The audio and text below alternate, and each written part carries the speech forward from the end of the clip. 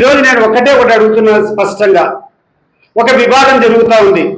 జగన్మోహన్ రెడ్డి ప్రతిపక్ష హోదా కోసం ఈరోజు పోరాటం చేస్తూ ఉన్నాడు. మిమ్మల్ని కరెక్ట్ గా నిలదీస్తున్నాడు. నాకు ప్రతిపక్ష హోదా ఇస్తేనే నేను వస్తాను, లేకుండా ఉంటే నేను రావడం వల్ల ఏం మేలు జరుగుతుంది రాష్ట్రానికి, ఏం మేలు జరుగుతుంది ప్రజలకు? నేను ఆడొచ్చి అసెంబ్లీలో కూర్చోవడం వల్ల కాదు, నేను సమర్థవంతంగా ప్రజల యొక్క సమస్యలు మాట్లాడేదానికి నాకు సమయం దొరికితేనే దానికి న్యాయం చేసేటువంటి వాడిని అవుతాను. కానీ ఊరికే ప్రేక్షక పాత్ర ఆడు కుర్చీలో కూర్చుంటే ఏమొస్తుంది? చంద్ర గారు కూడా ఆలోచన చేయండి, పవన్ కళ్యాణ్ గారు ఆలోచన చేయండి.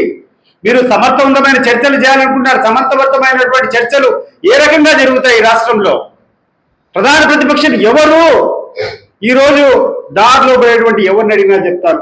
175 అసెంబ్లీ స్థానాల్లో 25 పార్లమెంట్ స్థానంలో మొదట లేదా ద్వితీయ స్థానంలో వచ్చినటువంటి ఏకైక పార్టీ మొత్తం భారతదేశంలో ఉన్నటువంటి అన్ని ఎన్నికల్లో చూసుకోండి, ఏ రాష్ట్రంలో ఇటువంటి రిజల్ట్ వచ్చిండదు.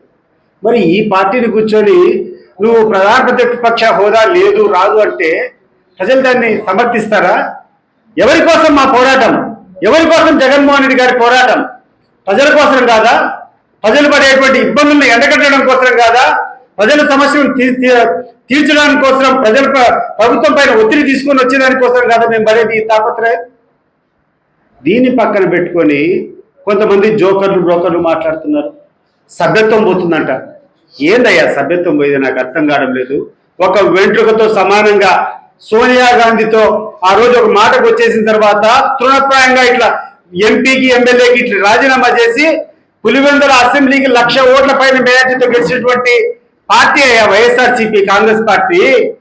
అధికారంలో లేకుండా ఈ దేశంలోనే అత్యధిక ఆధిపత్యం చెలాయిస్తున్నటువంటి సోనియా గాంధీ మీద ఛాలెంజ్ చేసి కడప పార్లమెంట్ పోటీ చేస్తే 5 లక్షల మేయర్టీతో గెలిచినటువంటి చరిత్ర అయ్యా జగన్మోహన్ రెడ్డిది. ఆయన ముందర మీరు ఫ్రూట్ వాడుతున్నారు, ఆయన ముందర మీరు మాట్లాడేది. గుర్తుపెట్టుకోండి, ఎవరితో మాట్లాడుతున్నారు, ఏం చేస్తున్నారు అనేది గుర్తుపెట్టుకోండి.